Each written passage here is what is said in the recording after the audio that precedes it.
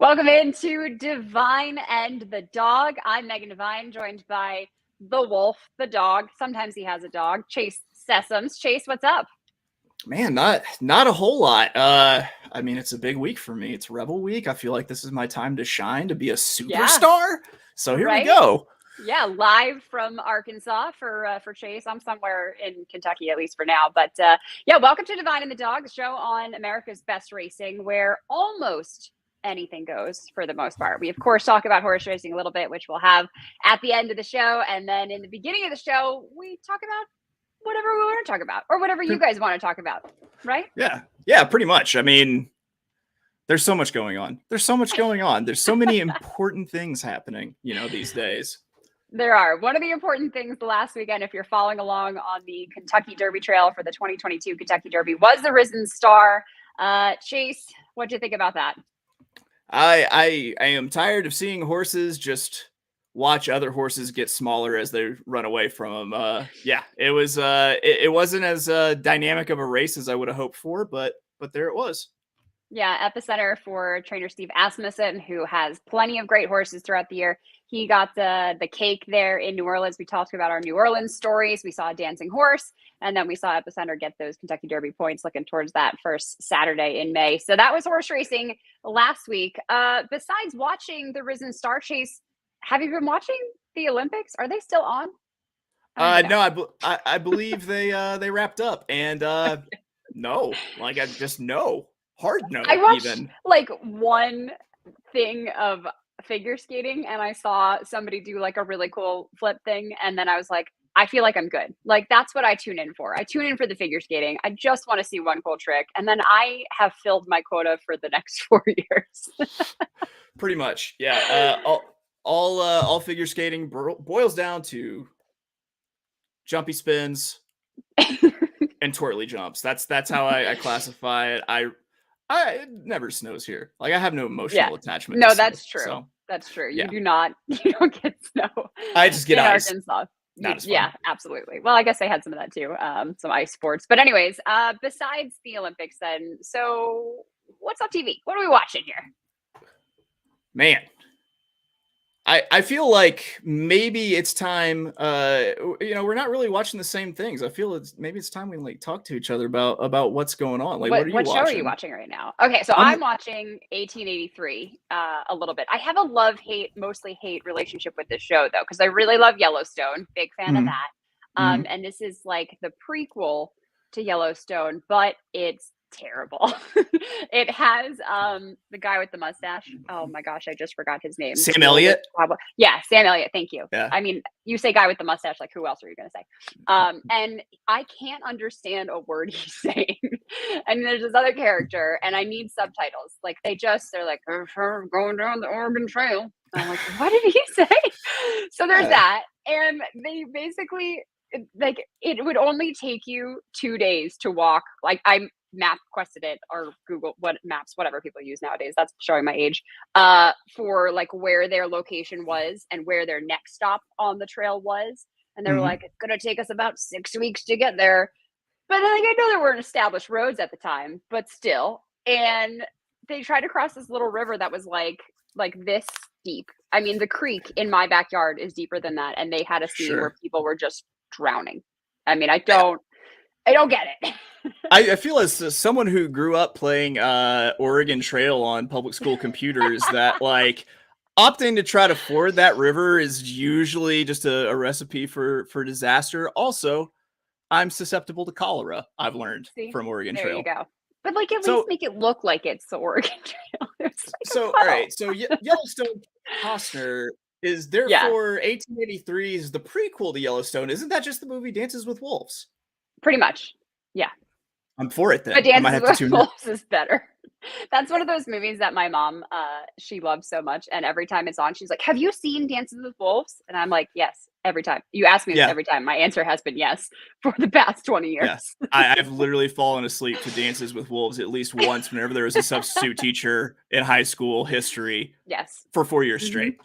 Absolutely. All right. So enough about 1883. I mean, I would advise you to like tune in if it was a good show at all. I Yeah. just watch because I'm invested at this point and I'm not a quitter, but don't start. So what are you watching? All right. So you haven't seen any of Euphoria? No, I'm not pretty even a little bit.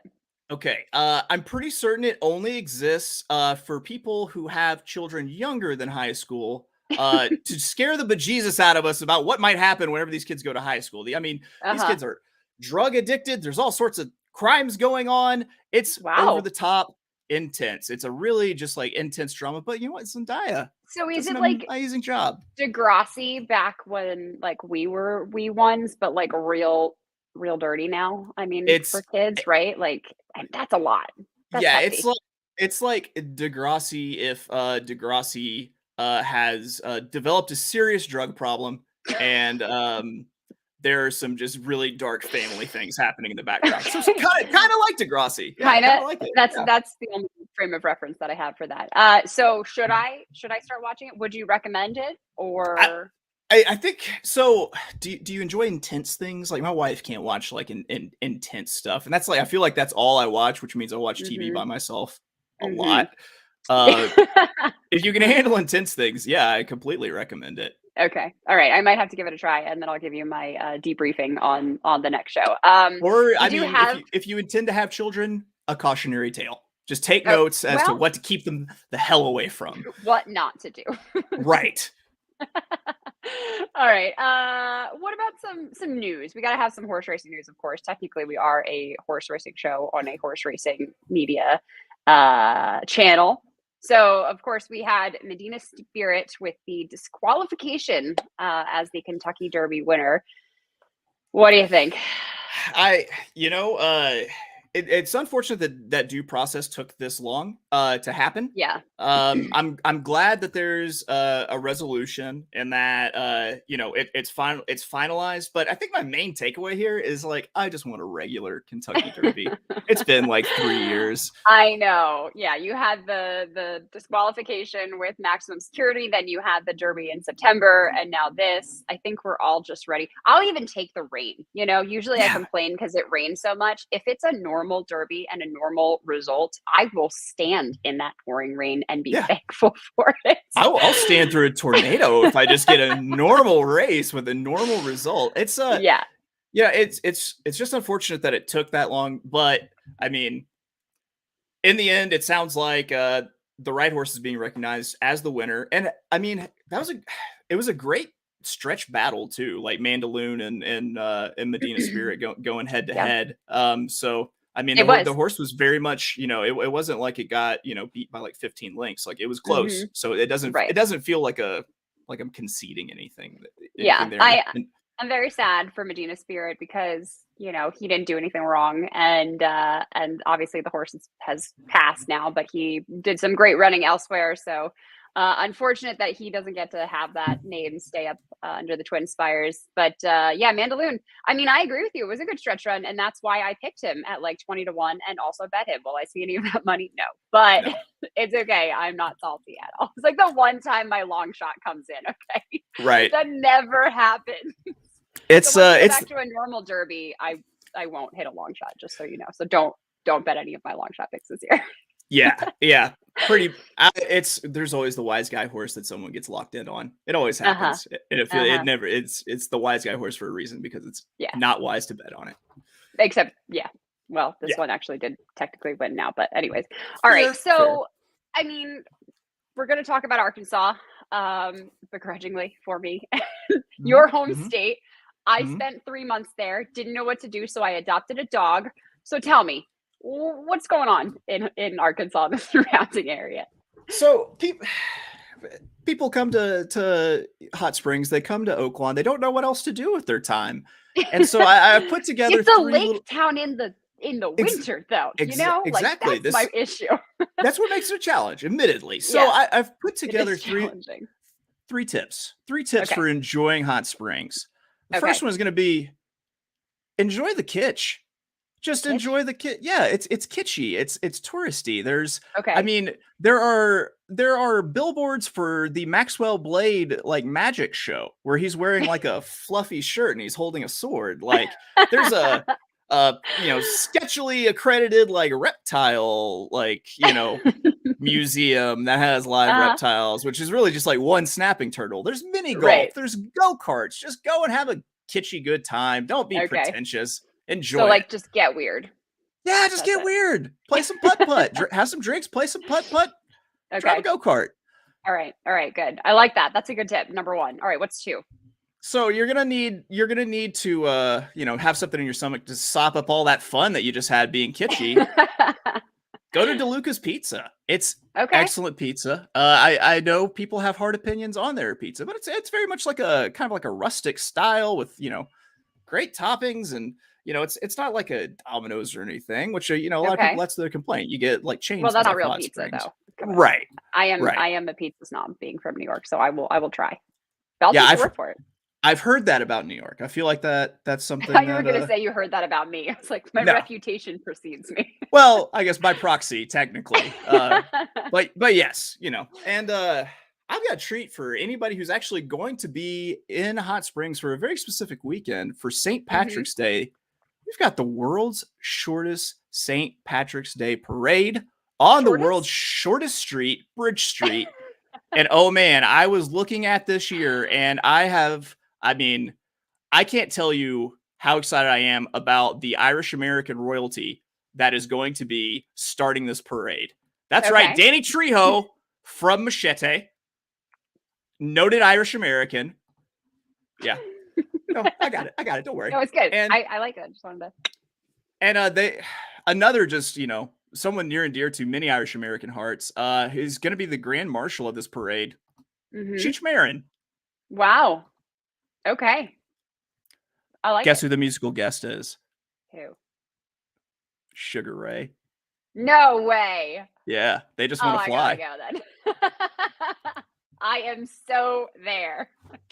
Those are good tips. Those are really, really good tips for enjoying yourself in Hot Springs. I'm going to be there this weekend, so hopefully I'll be able to at least get a slice of that pizza and tell you what I think of it. But all right, besides all that other stuff in Hot Springs, we got to talk about, of course, Oaklawn Park this week coming up, the Rebel Stakes. That's right. So, Rebel Stakes. This is one of the big Kentucky Derby points races. It is I believe 50 points to the winner. It's a mile and a 16th at Oaklawn, grade 2 with a $1 million purse. Like, this is the first big one, it feels like. And Megan, who you going with here? I gotta love the Oaklawn racetrack, that track, because they have the casino and they've got a very specific kind of meet. They're just with their money. Oh yeah, with sports gambling, it's gotten crazy. It's amazing. Yeah. Their purses are so great. So super exciting that we've got a $1 million race. Obviously, high stakes there as these horses look towards their getting points towards the Kentucky Derby. But I'm going to go with Newgrange. Not only is he a dark horse with a really pretty white face, that's just the horse girl in me that's going to pick that one. But he is trained by Bob Baffert. Johnny Velasquez, the jockey, is a Hall of Fame rider. And I just think this horse is better than the rest of the field in here. He actually did face some of the contenders that he'll line up against on Saturday. And he was able to beat them easily. I thought it really was a no competition situation for him. So I feel like he's a horse that he's just real comfortable with himself. A lot of the times we see these 3-year-old horses take time to develop mentally, physically, but in watching his races, I think he's right there. He is as cool as can be. He's like Joe Burrow walking into the Super Bowl in that suit. He's like, yeah, whatever. You got to be confident. It doesn't matter. Yeah, no, exactly. So that's how I feel about Newgrange. So he is the favorite at 9-5. So if you're betting, you might not make a ton of cash with him, but I'm gonna have to go. I'm going to be a chalk-eating weasel, like you said last week. There you go. Just lean into it sometimes. I went a different way, even though I'm going to be honest. I think that your horse is most likely going to be the winner in this one, especially after watching the replay. I went with Chasing Time, the 8-1 shot for Asmussen with Gaffleone up. It first step into graded stakes. I like the early high cruising speed horses in these races, and maybe it's a super fast track, and the horse just kind of tips away on the front. So there's my wise guy horse for you. There you go. Yeah, wise guy horse. Hopefully it comes in, unlike the ones we talked about at the Kentucky Derby. So those are our selections there for the Rebel Stakes. Starting to heat up as we get closer to the Kentucky Derby. 50 points for the winner of this race. So they'll definitely catapult themselves towards the top of the list that we might see on the first Saturday in May, also known as my birthday. Next week, we're going to talk about one of the big races in Florida, the Fountain of Youth. Always an important one when you're talking about Kentucky Derby prep races. So be ready for that. We'll throw in a little bit of South Florida stories in there as well. Yeah. Chase, man, I'm gonna have to watch Euphoria now and see what I think. Get me some pizza. Watch the show. Just don't text me traumatized if it does it. I will give you no comfort because you have been warned. All right. Promise not to blame it on you. Promise not to text you angrily if I don't like the pizza or if your horse wins and beats mine in the Rebel Stakes this weekend. That's going to do it for Devine and the dog, Chase Sessoms. I'm Megan Devine right here on America's Best Racing. Thanks for joining us. We'll see you next week. It's America's original sport, and no one covers it better than americasbestracing.net. From the sport to the lifestyle, the best races, horses, and destination venues, cocktails, gambling, fashion, and more. americasbestracing.net is a sport for you. Live it, love it, bet it.